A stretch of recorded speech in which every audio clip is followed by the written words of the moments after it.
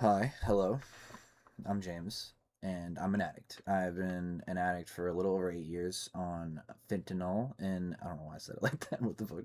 But fentanyl and heroin, and I was an alcoholic for the last year, but I quit drinking 3 months ago, and I've been off of opioids and like just drugs in general for a year and 3 months. So you know, been around it, you could say, and a little expertise in the subject. And a big thing that I talk to a lot of people about, like when I do talk to other addicts or when I've been in the psych wards or like rehab and stuff, is like, will I ever feel normal again? And like, what is like gonna be my new normal? And for me personally, because like addiction is a very sliding scale for people, it's very different for everybody. But for me personally, a year and 3 months later, after quitting fentanyl and heroin and such, which it's really all fentanyl now. I haven't done heroin probably since like 2019. But anyway, I feel better. Obviously, I probably look better. I weighed 100. I'm 6 feet tall, and I weighed like 30 pounds, 40 pounds for most of my life because I've always just been really thin. But I weigh like 205, 208 now. So I put on a lot of weight. Uh, but yeah, so that, I mean, that's gotten better, obviously. But like mood instability is a really tough one that I still deal with a lot. Uh, like just day to day, like I'm like sometimes I'm like really motivated and I want to do stuff, and like 10 minutes later I'm just like I don't want to do anything and fuck it, I don't care. And then like little things will make me really upset, and I get kind of mad sometimes, out of nowhere for like kind of unreasonably mad. You know what I mean?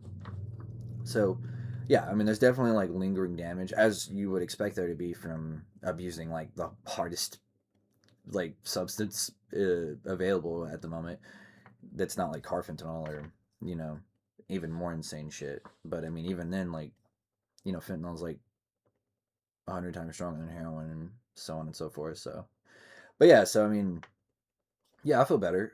um you have to understand that like you'll have a new normal. Yeah, you'll be normal, but it'll be a new normal. It won't be who you were before the drugs. That was a big part that I had to relearn was, I am not 19 anymore. I'm 26. Because I started using at 19, and then I skipped a bunch of years and lost a lot of time. And you're stagnant and you don't grow when you're using a hard ass drug like that. You're just in the moment, which is really funny because that's like the number one thing you want as an addict, I think, is just to be okay right now. Like you don't want to think really be worried about this or that, or you're an anxious person usually with shit like that. So like, that's what you want, but for you stay in that moment until you die, and that's kind of the bad part. And well, among other things, the bad part of being addicted to fentanyl. But yeah, so like when I had a lot of sober time under my belt and I kind of came back around and like started relearning my emotions again and like getting a foundation of life again, I realized I don't really know what I like or who I am anymore. And that's not like, it is cliche, but it is true. You genuinely do lose yourself. You don't, like what you were interested in before you don't like anymore, or it's just a lot of things change. And so I've been like the last year and a half just relearning what I like and what I don't like, and finding coping mechanisms. Of course, that's huge. I really still struggle with that. That's not like a substance, because like I smoke weed every day. Well, eat edibles, so I do still rely on a substance. 100%. And I would never pretend like I'm completely sober and like try to give people advice like that.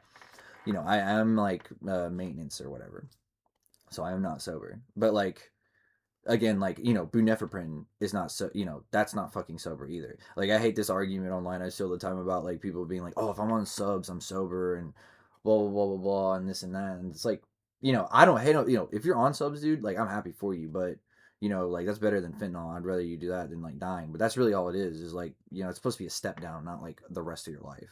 But anyway, that was my tangent. Yeah, it I think it's just understanding that there's going to be a new normal, and you have to learn it. And uh just relearning who you are is a really big part of getting sober. Whatever your version of sober is, that's another thing, is like, as long as you're functioning, dude, and you're doing better, and you're not this is my philosophy, by the way. This is not, I'm not saying this is like how it should be or what it is. This is how I feel about it, obviously my opinion.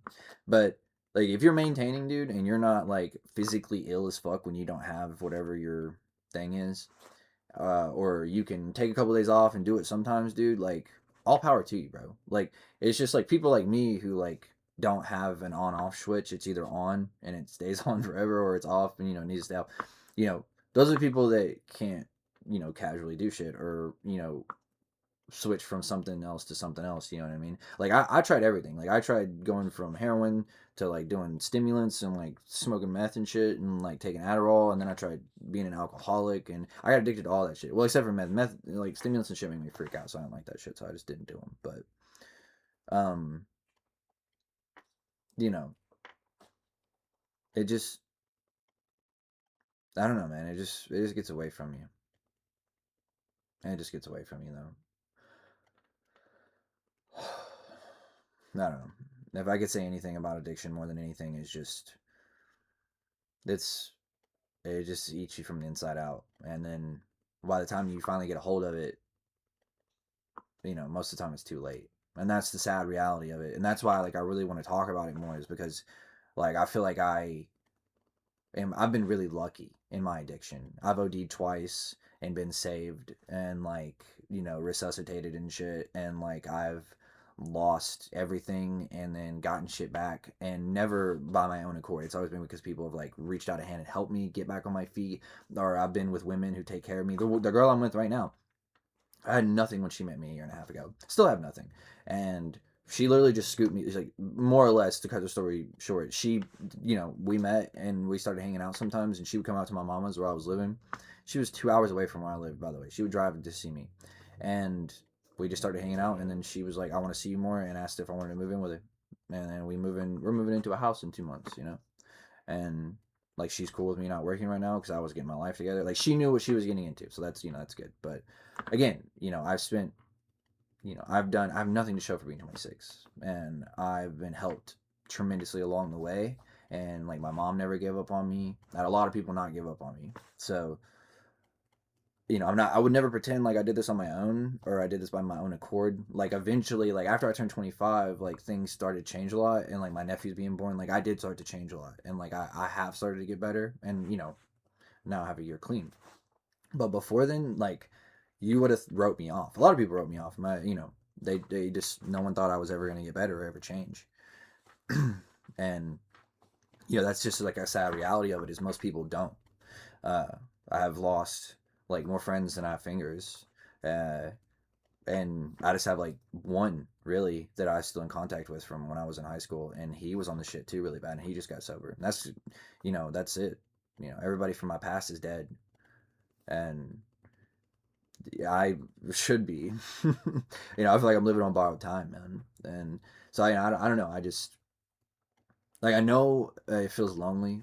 I know you feel scared, and like it's isolating, and on top of it, society shuns you a shit ton, tells you you're weak, tells you, you're less than for becoming addicted to these substances, and that's just not true.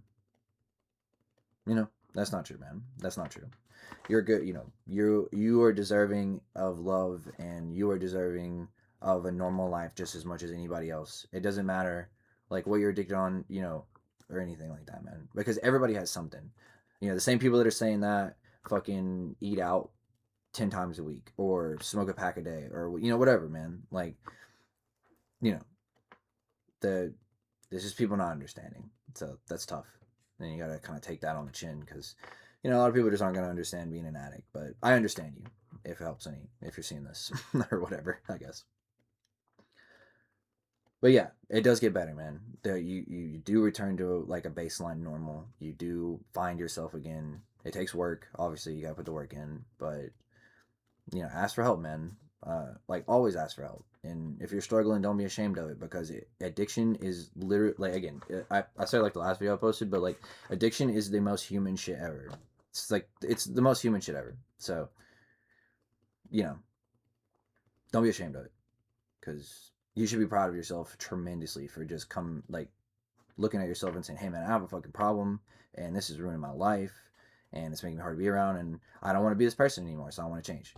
That takes more strength than like never even doing the drugs in the first place. So, don't ever cut yourself short, bro, because